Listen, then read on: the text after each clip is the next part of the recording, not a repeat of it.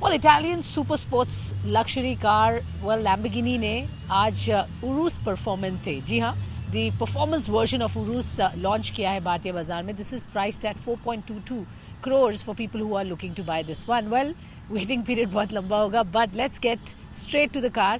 Let's get to Sharad Agarwal, who's head at Lamborghini in India. Thank you, Sharad, for sparing time and congratulations. I think Performante, as the name suggests, is the performance version. और अब you get more options with Urus. Already एक successful product है, which has seen massive success globally and in India. So tell us first, somebody who is looking to buy this car, कितना wait करना पड़ेगा? So today we have a waiting time India में more than 18 months, and the similar waiting time we have also across the globe. So yes, you have to wait for some time to get this car in your garage, and we are very excited.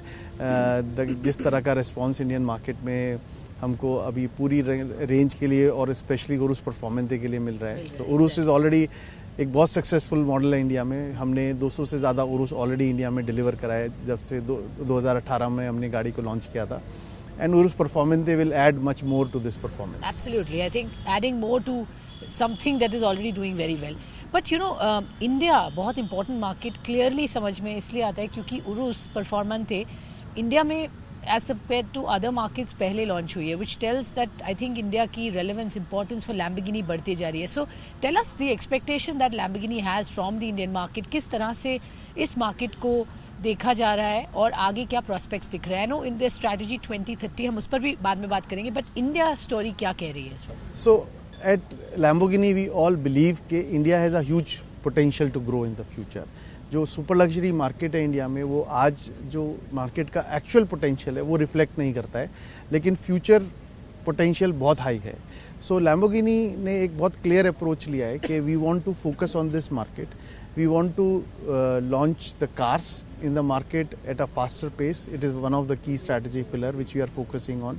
इसके अलावा में दूसरे pillar पे जो हम focus कर रहे हैं कि किस तरह से हम इंडियन मार्केट में वो एक्सपीरियंसेस क्रिएट करें कि customers Indian roads, Indian environment में लैम्बोर्गिनी को एंजॉय कर सकते हैं. और तीसरे पिलर पे जो हम काम कर रहे हैं कि किस तरह से हम अपनी जोग्राफिक रीच और डेमोग्राफिक रीच को बढ़ा सकते हैं. सो ये तीन पिलर पे काम करते हुए हम आगे बढ़ रहे हैं और ये स्ट्रैटेजी हमारी बहुत सक्सेसफुल है. सो जो आज आपने देखा कि हमने 3 महीने के बाद में उरुस परफॉर्मेंटे को इंडिया में लॉन्च करा, तो ये हमारा पहले पिलर का पार्ट है कि किस तरह से इंडिया में इन मॉडल्स को हम जल्द से जल्द लॉन्च कर पाएँ ताकि कस्टमर यहाँ पर पे उसी टाइम पे गाड़ी चलाएं, नई लैम्बोर्गिनी चलाएं जब वर्ल्ड वाइड दूसरे पार्ट्स में कस्टमर्स एक लैम्बोर्गिनी एंजॉय कर सकते हैं. एब्सोल्युटली. 2030 स्ट्रैटेजी, और इसमें बहुत इंटरेस्टिंग तरह से लैम्बोर्गिनी ने डिसाइड किया है कि over a period of time you will phase out the normal ice engines, traditional engines, और अब हम टुवर्ड्स हाइब्रिडाइजेशन की तरफ जा रहे हैं and then eventually towards electric. तो ये स्ट्रैटेजी क्या है और इसका क्या मायने होगा from the product portfolio point of view? Correct. So हम लोगों ने जो अपनी स्ट्रैटेजी अनाउंस करी है, तो 2022 एक लास्ट ईयर है जब हम आईसी कार्स लॉन्च कर रहे हैं. सो ये आखिरी लॉन्चेस हैं जो कुछ महीनों में अब ख़त्म हो जाएंगे.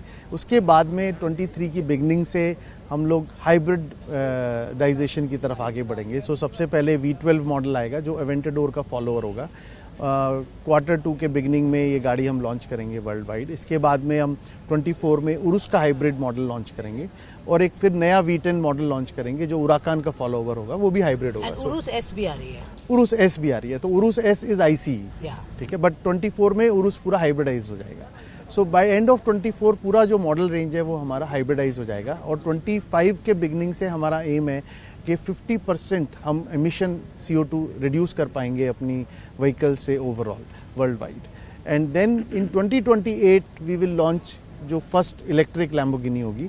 और एंड ऑफ दिस डेकेड हमारा गोल है कि CO2 एमिशंस जो हमारी गाड़ियों से है उसको हम 80% तक रिड्यूस कर पाएंगे. और इस जो सस्टेनेबल स्ट्रैटेजी की तरफ हम बढ़ रहे हैं, तो इसके अंदर में हम केवल कार्स पे नहीं फोकस कर रहे हैं. हमारा फोकस हमारी प्रोडक्शन फैसिलिटी भी है. तो जो हमारी संतागाता बलोनिया में फैक्ट्री है वो ऑलरेडी CO2 न्यूट्रल है 2015 ऑनवर्ड्स. और इसके लिए 1.8 billion euros we are investing. Investments भी बहुत ज़्यादा आप इस बार कर रहे हैं. Commitment to the markets is immense. Yes, and एक बहुत important commitment जो है कि जब हम इस sustainable future में आगे बढ़ रहे हैं, लेकिन जो हमारा कमिटमेंट है कि we will remain true to our DNA. हम अपने कस्टमर्स के लिए ड्रीम कार्स बनाते हैं और कस्टमर्स के लिए हमारा कमिटमेंट है कि जो हमारे नए मॉडल्स होंगे उनकी परफॉर्मेंस, उनका एक्सपीरियंस जो प्रीवियस जनरेशन मॉडल है उससे बेटर होगा. सो जब हम इस फ्यूचर में बढ़ेंगे, हाँ गाड़ियाँ ज़्यादा सस्टेनेबल होंगी लेकिन they will be more performing also. They will give better experience to our customers. Okay, better performance. Clearly ये एक उसका testament Yes. है जो इस तरह से इसको more performance oriented बनाया. तो quickly for our viewers, I think जो इसमें changes है as opposed to an Urus, which people would want to know. I think जो आपने काम किया है इसकी performance enhance करने के लिए, for example अब ये लंबी ज़्यादा है, इसकी you know Yes, थोड़ा yes. height कम की गई है. Yes, yes. And also I think retuned suspension. Yes. Some of the things, Yes, right? Yes. So Urus Performante में जो हमारा की ऑब्जेक्टिव है वो ये कि जो उरुस हमने लॉन्च करी थी, this was the world first super SUV. And जब हम परफॉर्मेंटे मॉडल इसका लॉन्च कर रहे थे तो हमने जो ऑब्जेक्टिव लिया कि किस तरह से आप परफॉर्मेंस और फन टू ड्राइव एक्सपीरियंस को रेज करोगे और एक डायरेक्शन में मूव करोगे कि ये उरुस भी एक true Lamborghini super sports car जैसा एक्सपीरियंस हमारे कस्टमर को दे.